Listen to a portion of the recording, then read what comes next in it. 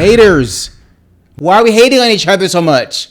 So you guessed it, we're going to talk about ways to navigate haters, strategies to consider when dealing with people that are trolling and hating on you.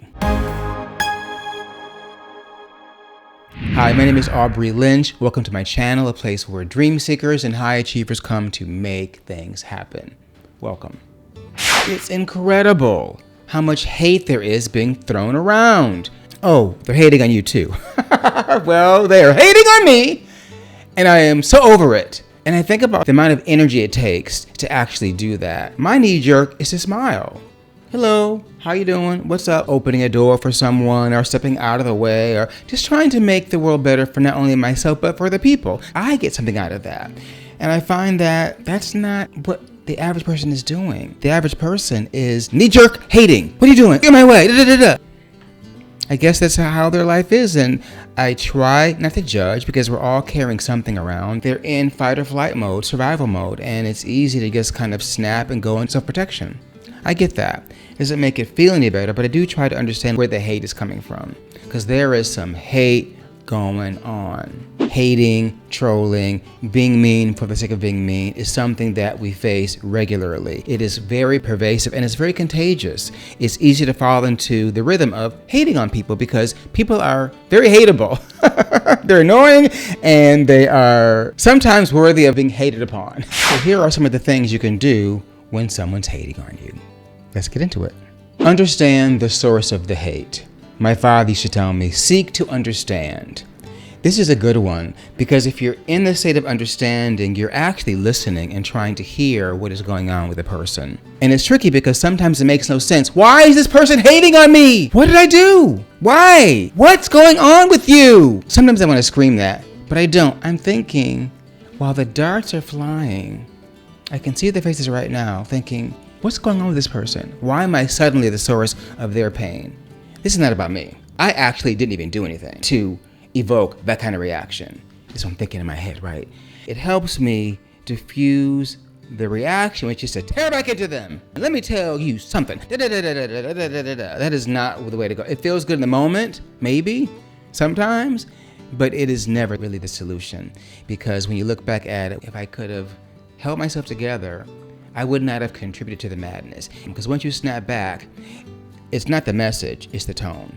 And then you're criticized for the tone you use, and they'd be right. Because sometimes it's insecurity, it's envy or jealousy, it's a problem they're having with what they think you are. They haven't taken the time to know who you are, and they're reacting to their perception of you, which is not real. It just suits their narrative so that their world makes sense. Again, it's not an excuse. It's never okay to hate on someone for the sake of hating, but it does help to understand. It does help manage the aftermath when you're unpacking what just happened by trying to understand what's going on behind the hating. Self-reflection. This is my big one because I'm always talking about it. What am I doing to contribute? What is the message in the hate? Maybe there's a nugget of truth in there that I need to listen to and hear. The tone and the delivery was inappropriate and unfortunate and not helping anyone or anything. And there may be truth in there that you can address to make sure that hating is diffused. It depends on the situation. I leave that to your discretion, but consider self-reflecting and asking the question, what did I do?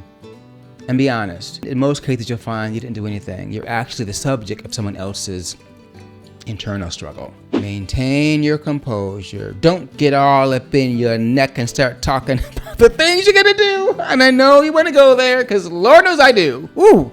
Sometimes I just wanna light them up. In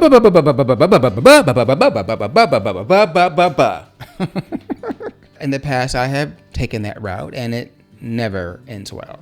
So I do recommend walk away, or I'll get back to you on that, or just shut up. Because if you open your mouth, the volcano may erupt and you may spew your lava upon them, and they may deserve it. But try not to do that. This is what's called emotional regulation. It is a necessary skill that we have, especially if you're a high achiever wanting to make a place in the world for yourself. Not easy. I have really been struggling with this not struggling, but yeah, struggling, working on emotional regulation. I'm very passionate. I'm very driven. I speak my mind. I speak confidently and sometimes loudly, and sometimes it can come across the wrong way. And my intention is always love. It really is. Or defense. I may go into defense mode and get into an emotional state when in fact it is better to emotionally regulate and keep your composure, stay calm, listen, assess the safety of the situation, and then get the heck out of there. Deal with the problem later. Practice empathy. Sometimes this makes no sense because the person that does what they did doesn't make any sense and they were totally in the wrong. It's possible. And something triggered them. Something made them do that. And it's important as you seek to understand to decipher what's going on. What is behind that? Empathize with their perspective. And maybe you did something that was a mistake and you did not intend to offend them or turn them into the hating monster that they became. If I was in their shoes, I might not have reacted that way, but I can understand why they would. That's a very emotionally mature thing to do. And if you can do that and you practice empathy, you are becoming stronger and stronger and stronger and deeper as a person, which is what we ultimately want. Set boundaries. I talk about this a lot, and we have to do it. We have to say, these are the lines you are not going to cross, just so you know. You want to say it respectfully at a time what's appropriate when you're designing an alliance of how you're going to work together or be together, whether it's a relationship or a coworker or a friend or a family member.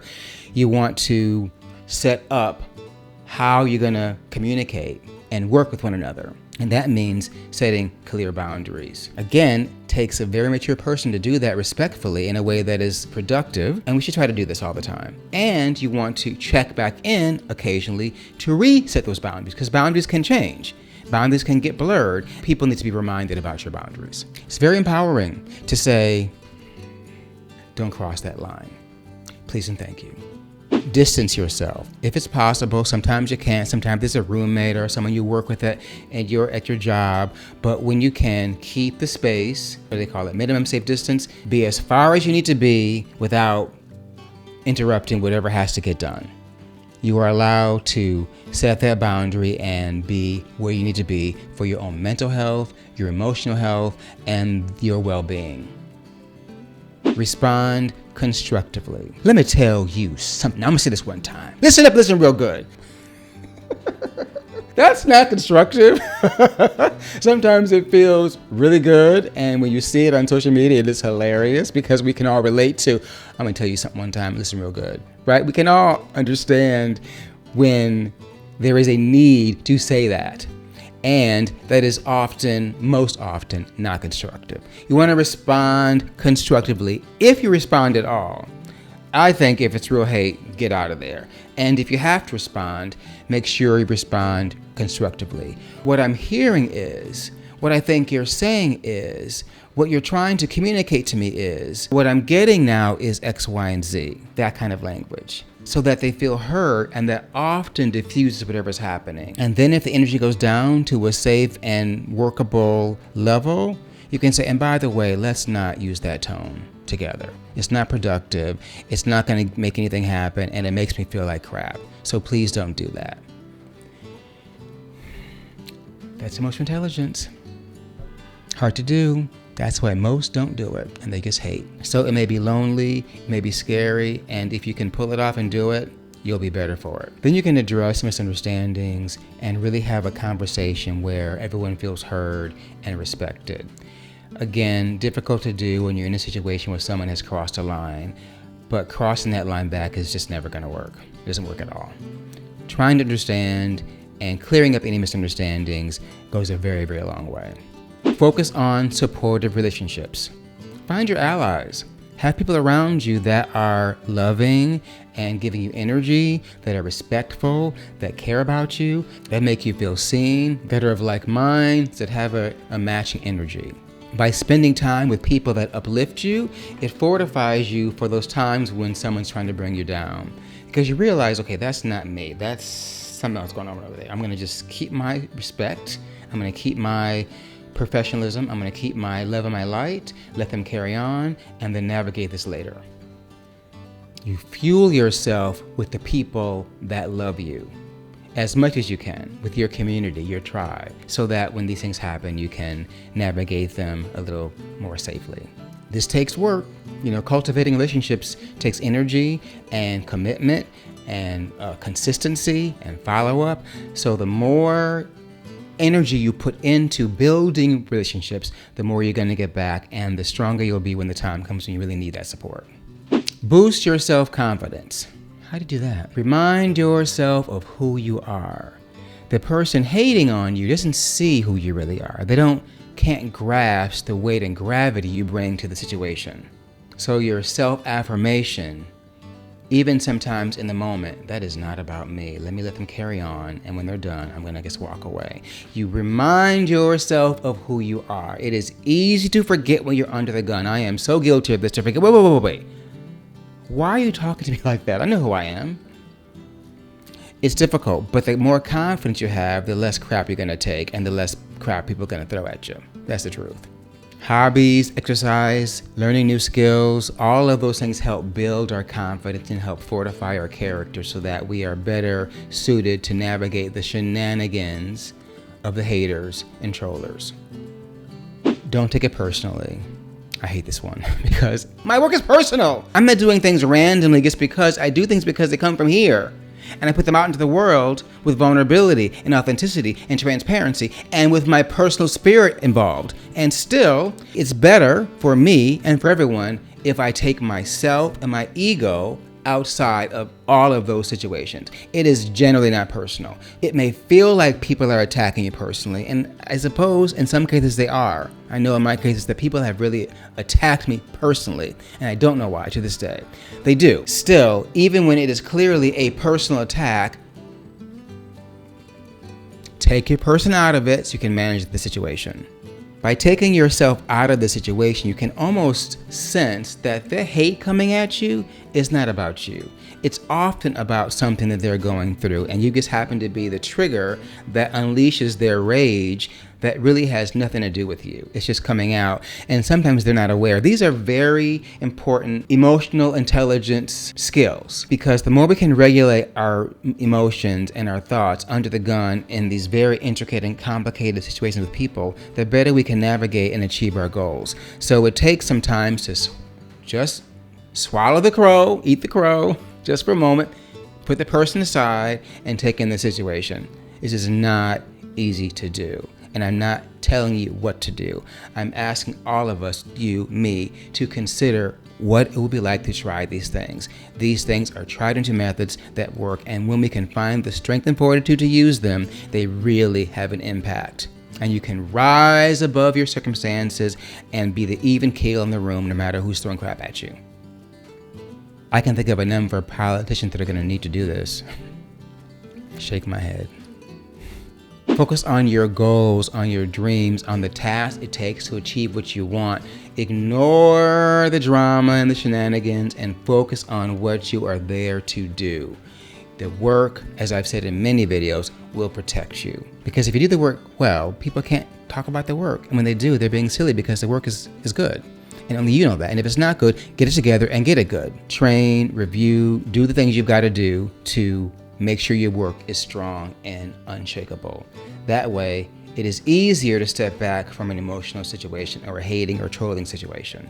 Seek professional help when needed. I'm a real fan of mental health, therapists, psychologists, people that are trained to listen and trained to give you skills like we're talking about now to handle your specific situation. Do not go through these things alone. It is really difficult. If it was easy, there'd be love everywhere. But it's hard, so people are just hating. They default to hating. It's simpler, it's quicker, it's more efficient for them, and they don't realize they're making their lives really, really terrible, and the lives of others terrible. So identify a therapist and talk it out. They will tell you some of the same things that are in this video. I'm not a professional, so I'm not giving advice. I'm just saying, in my experience, these are the things that have worked for me. These are the things that I've learned in my therapy, and I highly recommend that everyone who really wants to understand themselves better and understand how the world works around them to talk to a therapist. And sometimes if these are work situations, you gotta involve HR, who are also trained, and it's their job to make sure that you're getting what you need to be supported at your work. Because sometimes you need a mediator to work through things, especially in the workplace. If you're working in this, your livelihood, you want to make sure you can go there and feel safe, feel heard, respected, and that you are also giving that to others. And sometimes we are at different levels of emotional intelligence and we need help. So professionals are there to help us do these things. Use hate as a motivation. Channel it. Take it in and shoot it right out and let it motivate you. Oh, no, you won't. I'm going to do this, and this. I will see you there. That works. I've done that. There are projects that I've created in my life that are a direct result of someone hating on me. Instead of focusing on the pain and psychological wounds of what I felt with their darts, I go, I'm going to focus on this, and I'm going to do this and this. The best revenge is success. The best revenge is not being moved or shaken by whatever they're doing. The best success is to rise despite the haters and trollers. While you were busy hating and trolling, I was busy rising. See if you can catch up. Boo. You think these things, don't say them, right? I do think these things because sometimes, working your way through life is tricky and painful and challenging and difficult and nasty and all of that stuff. And you have to build yourself any way that you can. Channel that hate as motivation to get your stuff done. Learn and grow. Take the feedback that they're giving you through the hate. Put it through your filter. Well, actually, I could have done this better. Actually, this is kind of true. Actually, I can use this and grow. Just because it came in a very unfortunate way, I can think back to people that I worked with in the past that were really not nice and were really, really hurtful. I was deeply wounded by them. I don't think they knew that, but I really, really was. I learned from them. Some of the stuff they said was true. It would have been much more effective to say it in a way that was respectful, in a way of support. But their criticism and their hate and their strategically trying to derail my direction helped me build myself. There are things I do now as a direct result of having encountered those people. So again, these things take a lot of emotional intelligence, a lot of strength, a lot of emotional regulation. But if you can, learn and grow from these situations. You can learn as much from haters as you can from lovers. So I invite you to consider what it would be like to learn from the haters. And most of all, practice self-care. The more you take care of yourself, the more you fuel and fortify yourself, the more equipped you are to handle the shenanigans that people will try. Because they will try it over and over again. They find your weaknesses, they find your triggers, and they dig in, and you find yourself molding your life around these people that really have no right being in your presence, let alone impacting your life. And for whatever reason, whether they're roommates or people that you're dating or they're coworkers or family or in your community, there are people that are in your environment that you have to deal with, and they're not emotionally mature, and they're snapping and they're doing all kinds of hating things on you. You've got to navigate it. You take a time when you're away from those people and take care of yourself, because the more you do that, the stronger you are to handle these unfortunate situations. I know what I'm asking is not easy. The haters aren't going anywhere. The trollers are not going anywhere. They're only getting worse and worse. Sometimes I see on social media or the news, they go, I cannot believe that person just said that. I cannot believe what they're saying on television. I can't believe what they're saying and posting and reposting and sharing on social media. The hate, I'm talking about real, pure evil. And we're addicted to it. So you have to be ready for when that hate is turned at you, because no one's going to be immune to this. We can all become victims of the challenges we have in our world. So the more we can go through the things we discuss and others and absolutely speak to a professional, the better equipped we are to navigate them when they occur. And they will occur. You can't avoid them. It's really a shame. And when I look back at my life and all of the terrible things I've had to endure and navigate at a very high level, I'm not proud of some of the situations, but most of them, I'm very proud that I navigated long enough to be where I am now, and I'm still here ticking and swinging, and I'm good. I am good. No matter what people say what they're going to say, I know I'm good. And as long as I know that, it does not matter what anyone else thinks, because they're not living my life. I am. It's between me and the maker. That's all that really matters. So I invite you to take a look at your life and not be swayed or too hurt by the haters. They're going to be there. Filter it through your mind. Think about some of the strategies I outlined in this video. We should be loving one another, loving on each other, and even when we're faced with a hater, to find a glimmer of love in their eyes. My mom used to always say, look for God in their eyes. Look for light in their eyes. Look for the universe in their eyes. It's there, even in the peak of rage. It is. I've looked there and gone from rage and really disappointment in this person across from me to not empathy, but a little bit of sadness. Wow, you're in pain. And you're throwing that pain on me, thinking that I'm the cause of your pain, when in fact it's something way much bigger than me. Not often.